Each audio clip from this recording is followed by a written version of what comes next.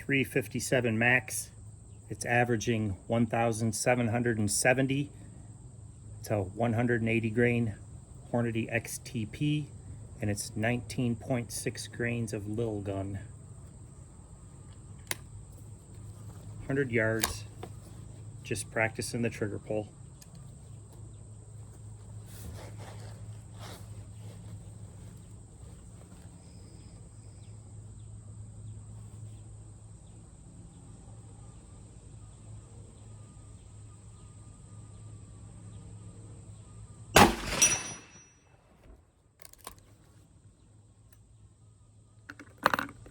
"26 shots, I missed one. They were spread between the two gongs. I think one is 6-inch and one is 4-inch. No excuse for missing one when you're rested." We'll go down and take a look. New targets. I got these from Dragon, some of these Stomp-In stands. I didn't know for sure if they would work, but so far, so good. 1/2-inch AR500 rounds. We'll take a look at it. Let's see, I think I was a little bit low and right on the 4-inch gong. We'll take a peek.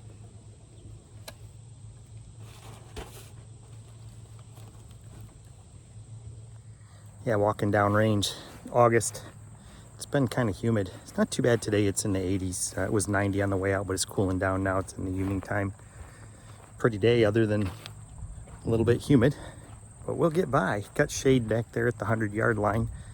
So I had to normally 150 meter zero on that Contender.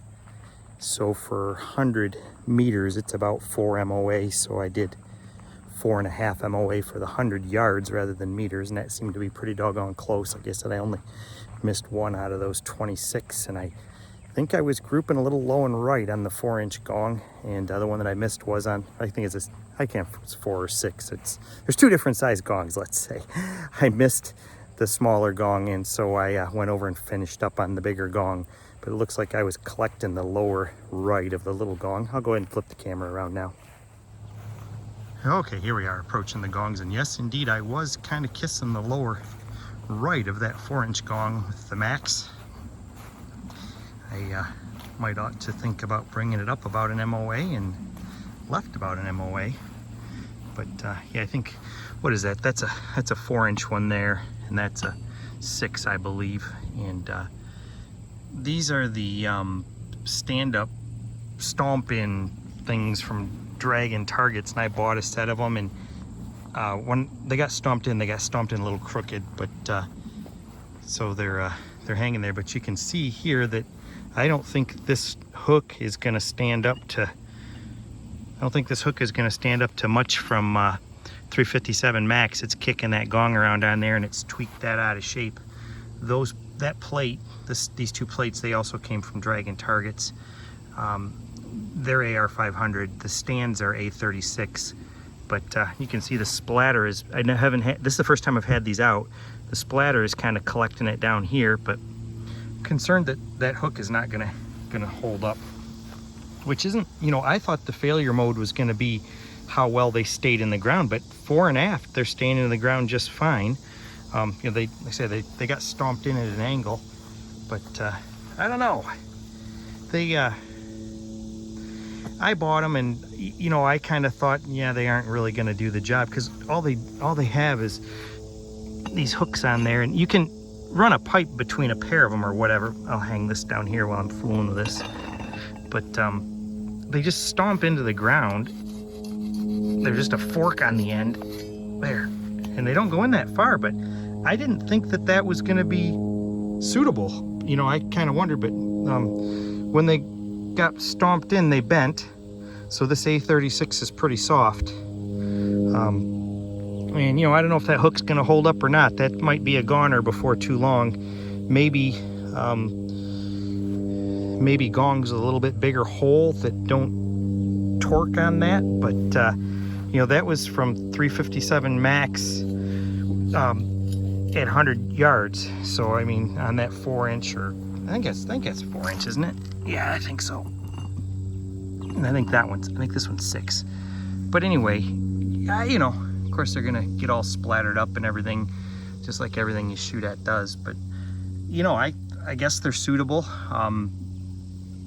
I think that eventually it's going to overstress that hook, so that may not be the world's best thing. But yeah, looks like on this one I was down on the lower right there, so that was probably giving that gong quite a twist. That's probably why it tweaked that out of shape, because that fits on there relatively tight, and I was continuously banging it like that, so I can see where it would tweak that hook out of shape. So yeah, I don't know. We'll shoot them a little more. You can see there's a ginch right there, because probably jack this back. Yeah, you can see that. See, it's got a ginch right there where it pinched on the hole, and then a ginch there because it kicked that back pretty hard. But that's a 180 grain XTP going 1770 and hitting it. So yeah, I don't know. I think they're usable. They're certainly easy to set up. A little disappointing how easily they bent. I think that's probably a function of there's not a lot of cross section, because where they've done the cute little laser cut out the name of the company, it reduces the cross section of the thing, and it's there's not a lot of area of steel there, so it's obviously gonna bend if you put a side load on it. So I suppose that they could be bent back. Yeah, it doesn't take much. A little bit of knee action here. Yeah, I got it bent back most of the way, but I guess I'm not going to worry about it, because I'm just going to keep shooting at them. But yeah, I think they'll do the job. They say they're certainly not perfect, but I don't know. It holds the target up, and they stomp on the ground pretty easy. The ground's pretty dry right now, and that there was no problem with that. That was plenty strong that way.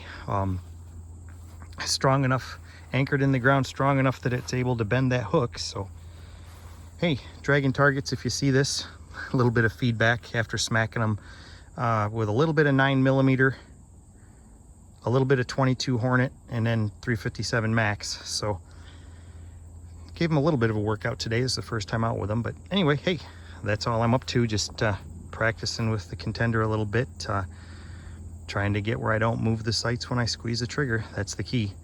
So hey, thanks for watching.